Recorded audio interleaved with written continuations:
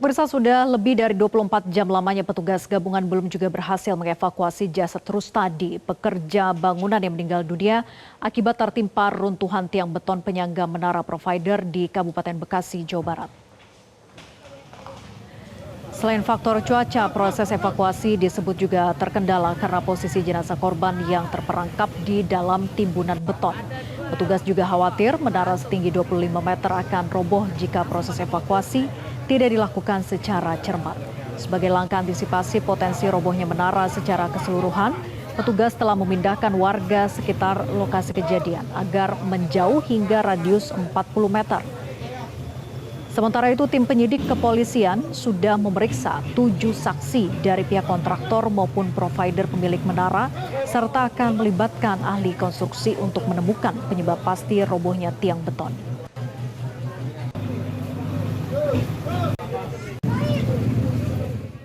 Tentunya kita akan berkoordinasi dengan pihak-pihak yang ahli di bidang. Bu, tadi ada 7 saksi yang diperiksa, itu siapa aja, Bu? Jadi ada pekerja yang selamat, kemudian ada satu kepala tukang. Yang kepala tukang kan memang pada saat kejadian dia tidak ada di tempat, baru perjalanan, terus ada kejadian dia balik lagi. Untuk berdasarkan keterangan saksi. Terus sama satu lagi yang dari pihak provider.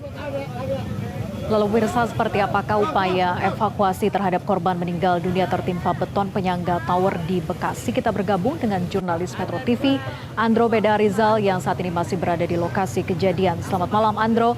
Bagaimana proses evakuasi yang sedang berlangsung hingga malam ini? Selamat malam, Vera dan juga pemirsa. Untuk proses evakuasi dari satu korban ataupun juga jenazah saat ini masih terus dilakukan oleh tim dari Basarnas dan juga tim pemadam kebakaran, dibantu juga dengan Palang Merah Indonesia ini untuk membantu proses evakuasi yang sejatinya hingga malam hari ini sudah berlangsung 36 jam sejak kejadian 27 Januari 2025 pada pukul 10 pagi waktu Indonesia bagian Barat, dan sejumlah metode pun ini sudah dilakukan oleh tim dari Basarnas. Metode yang pertama yang dilakukan pada siang hari tadi ini pertama adalah dengan mencoba untuk membongkar terlebih dahulu satu persatu besi-besi yang ada, ini sepanjang ataupun setinggi 25 meter dengan seberat 5 ton. Ternyata ini tidak memiliki efek ataupun juga hasil yang efisien dan juga efektif. Kemudian juga tim ini melakukan upaya lain yang saat ini seperti yang Anda bisa saksikan di layar kaca, ini merupakan salah satu upaya yang dilakukan oleh tim Basarnas, yaitu dengan menggunakan bor mesin. Tadi kami sempat menanyakan kepada Dantim atau komandan tim dari Basarnas, yaitu Bobby, menjelaskan bahwa saat ini proses yang akan dilakukan oleh tim Basarnas sendiri adalah mengebor ataupun juga menghancurkan beton-beton yang berada di beberapa sisi menara setinggi 25 meter ini. Namun tentu saja ini faktor keamanan menjadi hal yang utama. Jadi tadi dijelaskan untuk ada beberapa titik yang memang tidak rawan, sehingga ini akan dilakukan pengeboran untuk terlebih dahulu melakukan evakuasi terhadap jenazah satu yang masih berada di atas ataupun di bangunan lantai 2 yang memang kalau kita ketahui ini merupakan bangunan musola.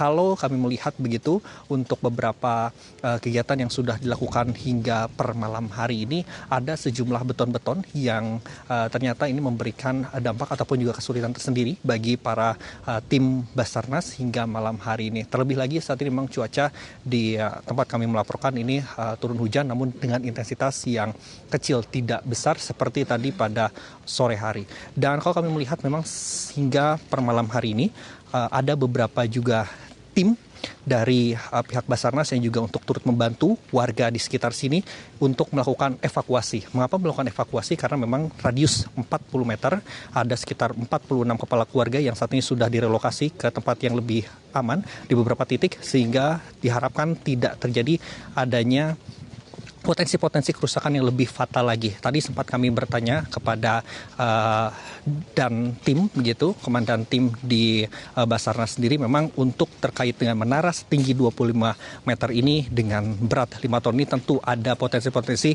yang roboh, sehingga pihak dari Basarnas pun juga menyiagakan ada sejumlah tali-tali baik itu di sisi kiri ataupun juga sisi kanan. Vera.